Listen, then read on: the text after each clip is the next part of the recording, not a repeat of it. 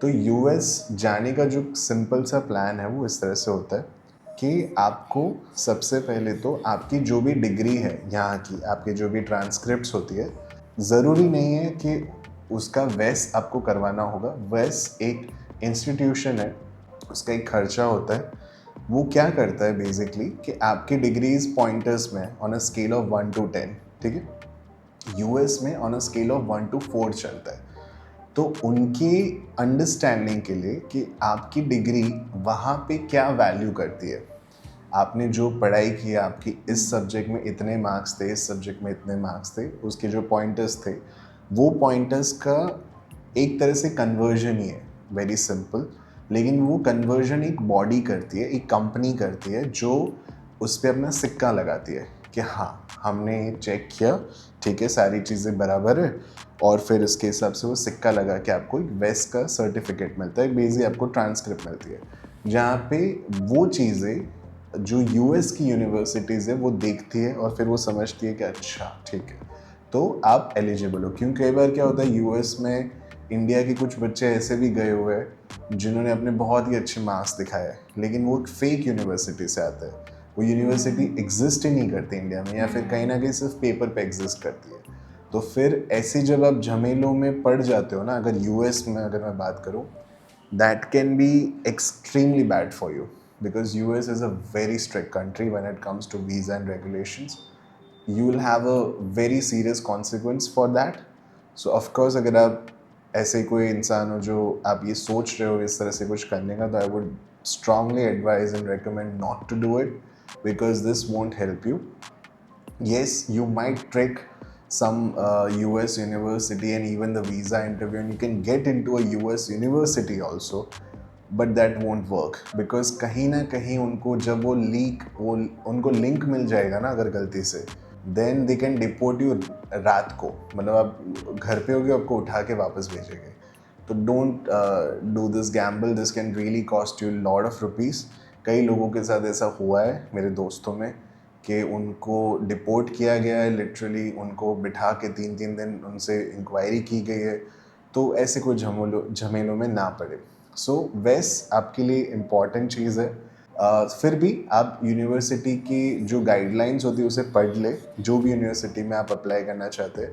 मैंने सुना है कि कुछ यूनिवर्सिटीज़ वो रिक्वायर नहीं भी करती है, ऐसा भी मैंने देखा है। So it's not mandatory for all, लेकिन मोस्ट उनको चाहिए होता है। तो अगर एक रेप्यूटेड यूनिवर्सिटी है तो ज़्यादातर वो वेस रिक्वायर्ड होता है, और उसकी आप एप्लीकेशन में देखोगे ना तो वहीं पे उन्होंने रिक्वायरमेंट में लिखा रहता है, तो आपको पता चले।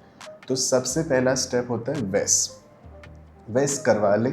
ऑफ कोर्स आप रेडी हो तभी करवाएं, क्योंकि वेस का भी कुछ ड्यूरेशन वगैरह रहता है कि उसको आने में टाइम लगता है, आने वो सब, ठीक है, उसका खर्चा भी रहता है। खर्चा मुझे इतना याद नहीं है, बट आप जहाँ तक मुझे याद है वो 200 सवा $200 के आसपास था। तो आप 20-25 हज़ार के आसपास पकड़ के चलो, उतना आपको लगेगा। And I know it's very expensive, पर दैट्स द ओनली वे। जहाँ तक मुझे थोड़ा सा याद आ रहा है, वेस के अलावा भी एक बॉडी है जो ये करती है और जो भी एक्रेडिबल, मतलब उसका भी वो सेम क्रेडिबिलिटी है, लेकिन आई एम नॉट श्योर, उसका मुझे नाम याद नहीं आ रहा, पर आप रिसर्च करोगे तो आपको मिल जाएगा, ठीक है। तो सबसे पहला आपका स्टेप रहता है कि आप वेस अपना करवा लें। उसके बाद आप ये डिसाइड करें कि आपको आइल्स देनी है या फिर आपको क्या बोलते हैं उसमें टॉफल। टॉफल देनी है, ठीक है। आइल्स और टॉफल में ज़्यादा इजी जो रहती है मुझे मेरे हिसाब से वो टॉफल रहती है। And the good news is that US की कई सारी यूनिवर्सिटीज़ में टॉफल इज़ फाइन। तो अगर आपकी इंग्लिश इतनी ज़्यादा अच्छी नहीं है और कहीं ना कहीं आप कॉन्फिडेंट कम फील कर रहे, तो आई थिंक आप अपना यूनिवर्सिटी के हिसाब से भी देख सकते हो कि अच्छा वहाँ पे टॉफल चलता है, तो टॉफल चलता है और टॉफल थोड़ा ईजियर भी है तो टॉफल आप दे सकते हो। पर वो चॉइस आपकी यूनिवर्सिटी के रिक्वायरमेंट्स और आपकी इंग्लिश को लेके कितनी कॉन्फिडेंस है उस पर रहती है। फिर उसके बाद आता है जीआरई और जीमेट। ये दो जो चीज़ें हैं वो बहुत ही इम्पॉर्टेंट है। GMAT is specifically for management perspectives. GRE is specifically for the engineering perspective. So जैसे हमने STEM नॉन STEM में बात की थी, तो अगर आप STEM में आते हो तो GRE मोस्ट प्रोबेबली वो आपको GRE देनी होगी, लेकिन आप नॉन STEM में जा रहे हो तो GMAT आपको देना होगा, ठीक है। GRE GMAT में चॉइस रहती है, जस्ट लाइक IELTS TOEFL में एक चॉइस रहती है, वेस्ट मोस्ट केसेस मैंडेटरी होता है, लेकिन उसमें भी आई गेस चॉइस रहती है। उसके बाद सबसे इम्पॉर्टेंट स्टेप ये रहता है कि आप अपनी यूनिवर्सिटी और अपने कोर्सेज को देख लें। यूनिवर्सिटीज़ में भी कई सारे ऑप्शंस हैं आपके पास।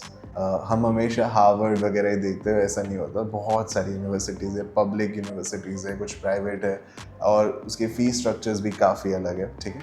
तो आप अपने हिसाब से देख लें कहाँ पे आप जाना चाहते हैं, क्या करना चाहते हैं, कौन से कोर्सेज पढ़ना चाहते हैं। उसके लिए just like I said, those YouTubers who are giving the exact videos upon the latest updates, वो ज़्यादा बेहतर इन्फॉर्मेशन दे पाएंगे।